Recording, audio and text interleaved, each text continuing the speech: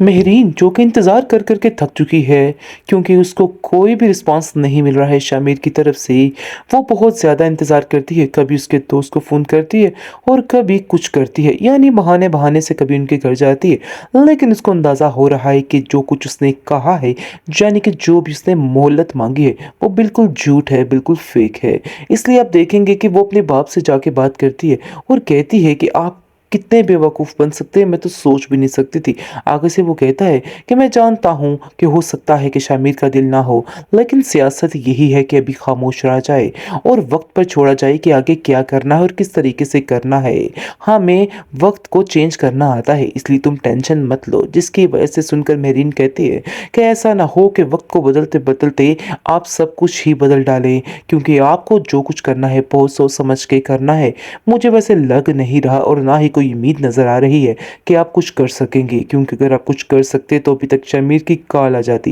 लेकिन शमीर ने कोई भी अभी तक रिस्पॉन्स नहीं किया है। इसका मतलब यही है कि उसका बिल्कुल भी दिल नहीं है। ये बात तो फाइनल है कि वो चाहता ही नहीं है कि यहाँ पे उसका रिश्ता हो और इसलिए उसको फ़ोर्स करना भी बहुत मुश्किल हो जाएगा। वो कभी जाकर शमीर के घर पे अपना बसेरा करती है और जाकर कहती है उसकी माँ से कि अगर आपको कुछ मालूम है उसके बारे में तो आप मुझे बता सकती हैं, क्योंकि मैं उसकी वजह से बेहद परेशान हूँ। मुझे उसकी कुछ समझ नहीं आ रही कि आखिर वो क्या करना चाह रहा है और क्या नहीं। मुझे उसे सही-सही बताना होगा कि उसके दिल में आखिर है क्या? क्योंकि अगर मैं जान लूँगी तो फिर सब कुछ ठीक हो जाएगा। जिसको सुनकर आप देखेंगे शक तो पड़ रहा है, यानी कि शमीर की माँ को, कि कहीं न कहीं कोई गड़बड़ ज़रूर है, क्योंकि वो भी जानती है कि शमीर हरगिज़ मेहरीन के साथ खुश नहीं रह पाएगा, क्योंकि मेहरीन के तौर तरीके को वो बिल्कुल भी पसंद नहीं करता और कई दफ़ा घर में अपने बाप से इस बात की शिकायत भी कर चुका है, जिसकी वजह से उसको अंदाज़ा है कि ऐसा हरगिज़ नहीं हो सकता है।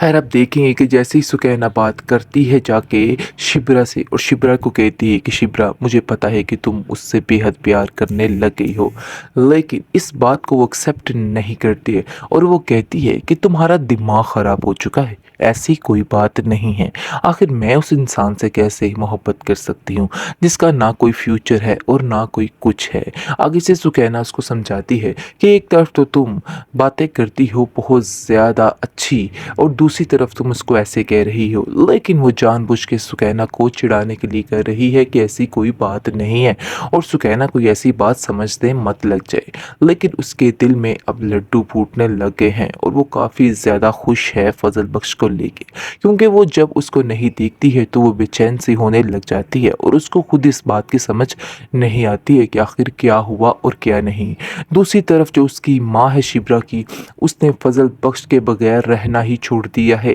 बात बात पर नाराज़ हो जाती है फजल बख्श से, ज़रा वो आंखों से दूर होता है। वो तो बाहर के काम यानी कि ऑफिस का काम छोड़कर समझ रहे हैं कि वो घर का ही बिल्कुल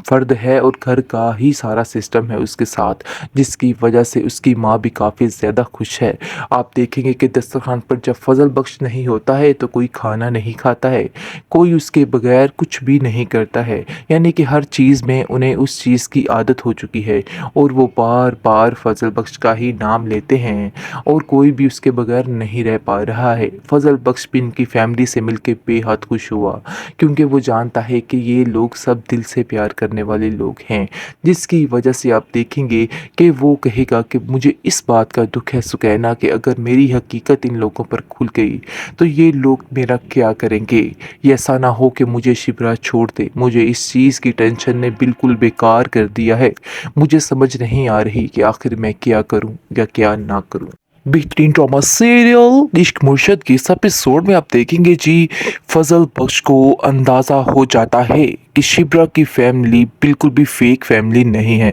यानी कि बहुत ही अच्छे लोग हैं वो। पहले भी उसको इस बात का अंदाज़ा था, लेकिन मज़ीद इस दफ़ा उसे पता चल जाता है कि वाकई में हम लोग बहुत ज़्यादा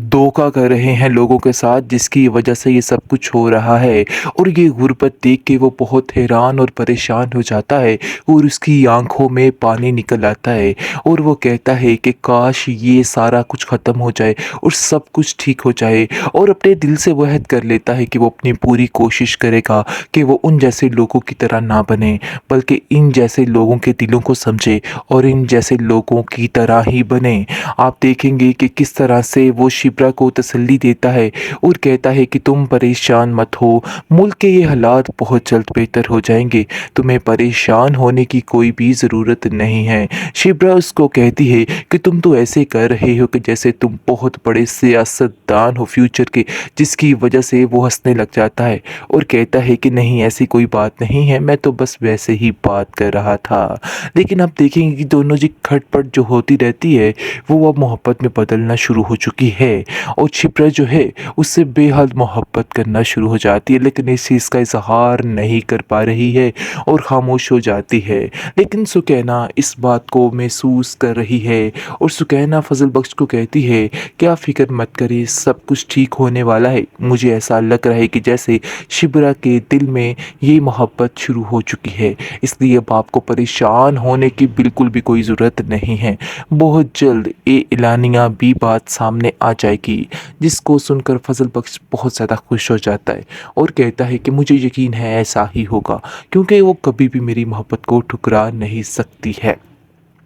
खैर, आप देखेंगे कि जैसे ही सुकैना बात करती है जाके शिप्रा से और शिप्रा को कहती है कि शिप्रा, मुझे पता है कि तुम उससे बेहद प्यार करने लग गई हो, लेकिन इस बात को वो एक्सेप्ट नहीं करती है और वो कहती है कि तुम्हारा दिमाग ख़राब हो चुका है, ऐसी कोई बात नहीं है। आखिर मैं उस इंसान से कैसे मोहब्बत कर सकती हूँ जिसका ना कोई फ्यूचर है और ना कोई कुछ है। आगे से सुकैना उसको समझाती है कि एक तरफ तो तुम बातें करती हो बहुत ज़्यादा अच्छी और दूसरी तरफ तुम उसको ऐसे कह रही हो, लेकिन वो जानबूझ के सुकैना को चिढ़ाने के लिए कह रही है कि ऐसी कोई बात नहीं है और सुकैना कोई ऐसी बात समझते मत लग जाए। लेकिन उसके दिल में अब लड्डू फूटने लग गए हैं और वो काफ़ी ज़्यादा खुश है फजल बख्श को लेके, क्योंकि वो जब उसको नहीं देखती है तो वो बेचैन सी होने लग जाती है और उसको खुद इस बात की समझ नहीं आती है कि आखिर क्या हुआ और क्या नहीं। दूसरी तरफ जो उसकी माँ है शिप्रा की, उसने फजल बख्श के बगैर रहना ही छोड़ दिया है। बात बात पर नाराज़ हो जाती है फजल बख्श से, ज़रा वो आंखों से दूर होता है। वो तो बाहर के काम यानी कि ऑफिस का काम छोड़कर समझ रहे हैं कि वो घर का ही बिल्कुल फ़र्द है और घर का ही सारा सिस्टम है उसके साथ, जिसकी वजह से उसकी माँ भी काफ़ी ज़्यादा खुश है। आप देखेंगे कि दस्तरखान पर जब फजल बख्श नहीं होता है तो कोई खाना नहीं खाता है, कोई उसके बगैर कुछ भी नहीं करता है, यानी कि हर चीज़ में उन्हें उस चीज़ की आदत हो चुकी है और वो बार बार फजल बख्श का ही नाम लेते हैं और कोई भी उसके बगैर नहीं रह पा रहा है। फजल बख्श भी इनकी फैमिली से मिलकर बेहद खुश हुआ, क्योंकि वो जानता है कि ये लोग सब दिल से प्यार करने वाले लोग हैं, जिसकी वजह से आप देखेंगे कि वो कहेगा कि मुझे इस बात का दुख है सुकैना कि अगर मेरी हकीकत इन लोगों पर खुल गई तो ये लोग मेरा क्या करेंगे। ये ऐसा ना हो कि मुझे शिप्रा छोड़ दे, मुझे इस चीज़ की टेंशन ने बिल्कुल बेकार कर दिया है। मुझे समझ नहीं आ रही कि आखिर मैं क्या करूं या क्या ना करूं।